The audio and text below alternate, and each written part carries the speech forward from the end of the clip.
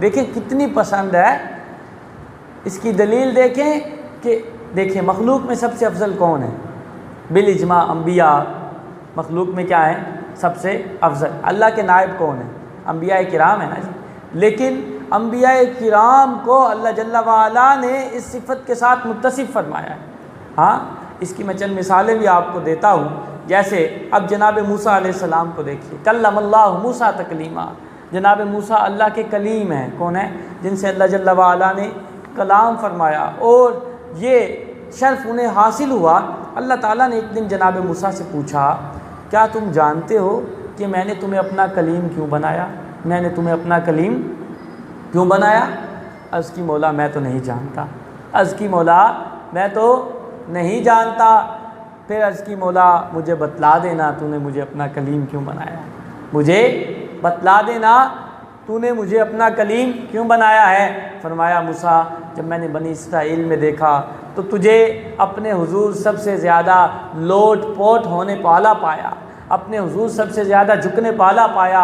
मैंने देखा कि मेरे बंदे यानी मेरी इस मखलूक बनी इसराइल में जो अपने आप को मुझसे सबसे ज़्यादा कम तर समझता है वो तू है, तो मैंने तुझे अपनी कलाम के साथ मुशर्रफ फरमाया और तुझे अपने कलाम के साथ ख़ास कर। हाँ, अब आगे चलिए। जनाब ईसा अलैहिस्सलाम के मुतल्लिक़ फरमाया, लोगों ने क्या किया? जनाब ईसा अलैहिस्सलाम को ईसाइयों ने अल्लाह का बेटा कह दिया। हाँ, आपके ऊपर ये बहतान बांधा कि वो तो अल्लाह के बेटे हैं। और अर्ज़ की मौला सुबहानक, मैं तो तेरा ग़ुलाम हूँ, मैं तो तेरा ग़ुलाम हूँ। और अल्लाह ने फरमाया, लन यस्तनकिफल मसीह अन यकून अब्दन लिल्लाह। मेरे मसीह का तो इस बात पर फ़ख्र है कि वो मेरा ग़ुलाम है, वो अब्दुल्ला है, वो अल्लाह का बंदा है। हाँ, अब आप जी वक़ार देखिए जनाब ईसा अलैहिस्सलाम की शान कि जब आप पैदा हुए तो पैदा होते साथ ही आपने कलाम किया और फरमाया इन्नी अब्दुल्ला, मैं नबी हूँ। और आजिज़ी का मुकाम क्या है कि आप फरमा रहे हैं, अल्लाह तेरा शुक्र है कि मैं तेरा बंदा हूँ और मुझे इस बात पे फ़ख्र है कि मैं तेरी इबादत करता हूँ। अब आप जी वक़ार जनाब सुलेमान अलैहिस्सलाम को कौन नहीं जानता? हाँ, कोई शख्स दुनिया में ऐसा न था, न है, न होगा कि जो सल्तनत अल्लाह ने जनाब सुलेमान अलैहिस्सलाम को दी है उतनी सल्तनत किसी को हासिल हो जाए। हाँ, क्योंकि आपने ये दुआ की थी, मौला मुझे ऐसी सल्तनत दे कि मेरे बाद किसी को न देना। तो अम्बिया किराम अलैहिमुस्सलाम की दुआ क्या होती है? कबूल ही कबूल होती। अल्लाह ताला ने वसख्खरना लहु रियाह तजरी बिअम्रिही रुखान हैसु असाब वश्शयातीन कुल्ल बन्नाइन व गव्वास। कायनात की हर चीज़ को उनके मुसख्खर कर दिया, उनके ताबे कर दिया। हाँ, एक दिन आपने हुक्म दिया लश्करों को, इंसानों को भी और भी मखलूक़ात को, निकलो। और लश्करों के लश्कर हाजिर हुए 2 लाख की सूरत में, 2-2 लाख की सूरत में आपने उनको लेकर परवाज़ की। और आपने इतनी बुलंद परवाज़ की कि आप 7वें आसमान तक पहुँच गए। अब आपने उन्हीं लश्करों को लिया और वापस आए, यहाँ तक कि आपके कदमैन समुंदर के पाँव को, समुंदर के पानी को क्या करने लगे? छूने लगे।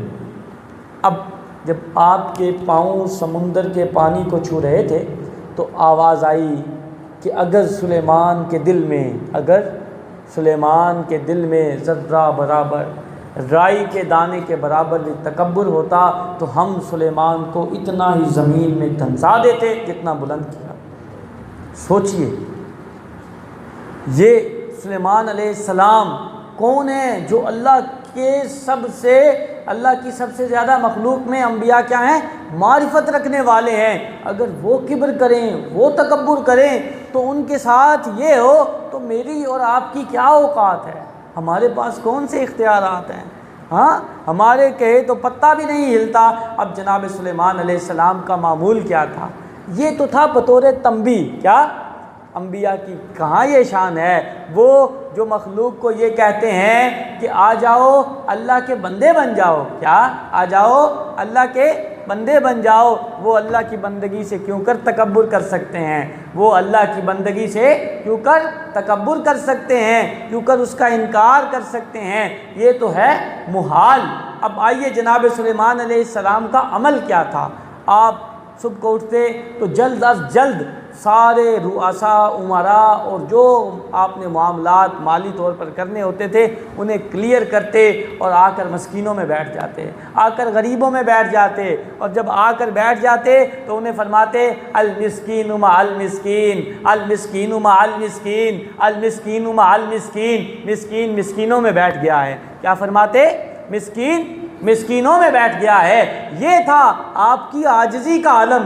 कुर्बान जाइए मेरे आका सल्लल्लाहु ताला अलैहि वसल्लम की आजिज़ी पर। जब दिन फ़तह मक्का के दिन सारे आदाए दी नुसरत मुस्तफ़ा देखते रह गए। आज वो दिन था कि मेरे आका सल्लल्लाहु अलैहि वसल्लम, वही दिन था जैसे जनाब यूसुफ उन सब के मालिक थे तो आज मेरे आका सब के मालिक थे, लेकिन मेरे आका सल्लल्लाहु अलैहि वसल्लम का सर अतहर इतना झुका हुआ था, इतना झुका हुआ था गोया कि ऊँट की कोहान को छू रहा था।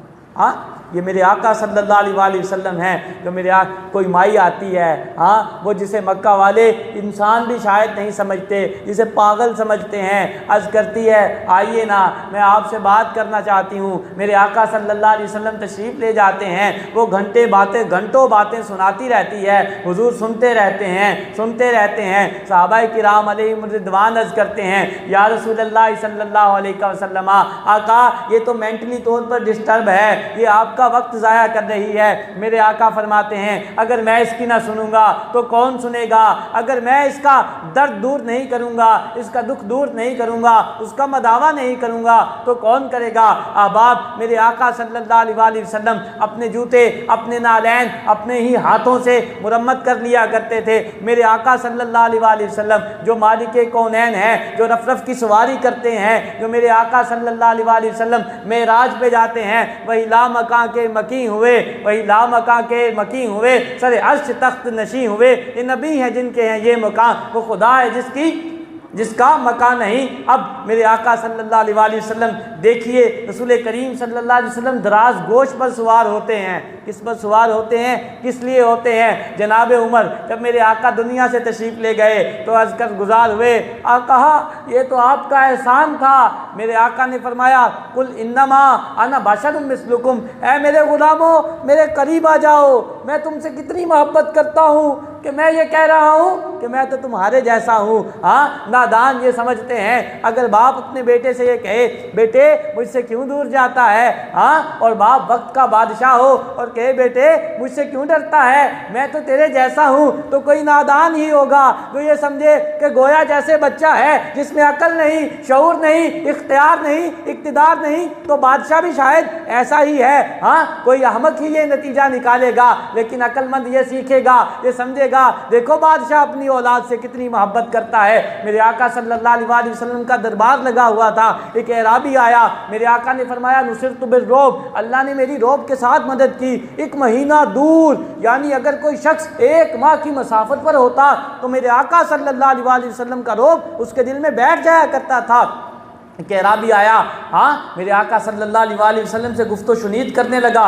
मेरे आका सल्लल्लाहु अलैहि वसल्लम से जब चंद बातें की तो उस पर कपकपी तारी हो गई, उसकी ज़ुबान से अल्फाज अदा ना होते थे और मेरे आका फरमाते थे, हाँ, सुभान अल्लाह,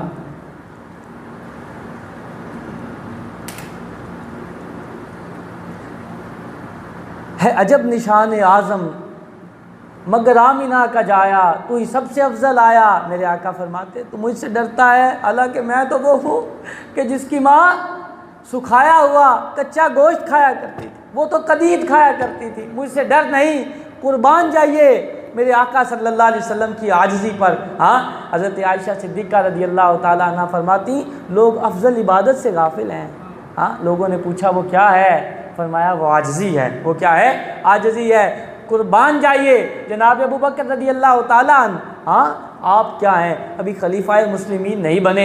एक जिस महल्ले में मुकीम है, एक घर ऐसा है जहाँ कोई मर्द नहीं है, आप जाते हैं उनकी बकरियों का दूध धोआते हैं। जिस दिन ये ऐलान होता है कि खलीफतुल मुस्लिमीन अबू बकर होंगे, वो लड़की आती है, कहती है अब तो अबू बकर बड़े हो जाएंगे ना, अब तो अबू बकर अमीरुल मुमिनीन हो जाएंगे ना, अब हमारी बकरियों का दूध कौन धोया करेगा?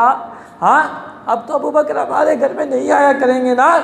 आपने सुना और फरमाया तुम मुझे पहले से भी ज़्यादा तुम्हारी खिदमत करने वाली पाओगे। हाँ, तुम मुझे पहले से भी ज़्यादा अपने साथ उसने सलूक करने वाला पाओगे।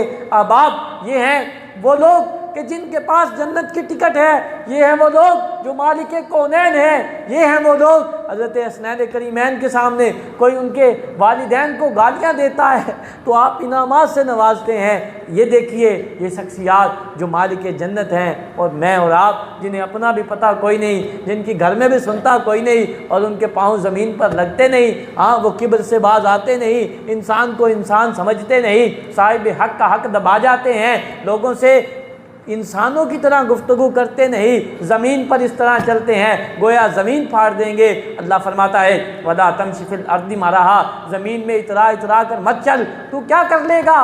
क्या तेरा चलना ज़मीन को फाड़ देगा? ऐसा हरगिज़ नहीं। और फरमाया गर्दन उठा उठा कर न चल, क्या तेरी गर्दन पहाड़ों से ऊंची हो जाएगी? हरगिज़ नहीं। तो तू अपने रब से क्यों नहीं डरता?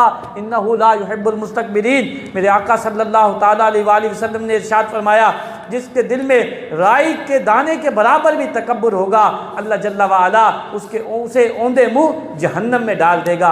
अब आप आइए अपना जायज़ा लीजिए, कहीं हम भी तो तकब्बुर नहीं करते? हाँ, अगर मनसब है, कोई ओहदा है, अगर कोई सरकारी मुलाजिम है और वो मुलाजिम है, वो तो मालिक बन बैठा है, वो अपनी औकात पे क्यों गौर व फिक्र नहीं करता? उसे तो ये मनसब इसलिए दिया गया था that he will serve to people, वो लोगों की खिदमत करेगा। लेकिन वो कहता है ये पेपर आगे नहीं जाएंगे, सारा दिन बैठे रहो, साहब अंदर है। साहब कहता है साहब अंदर है, शायद वो खुदा को भूल गया है, वो किस ताकत पे इतराता है। काश काश काश वो सबक जो कुरान ने हमें दिया था हमने भुलाया ना होता।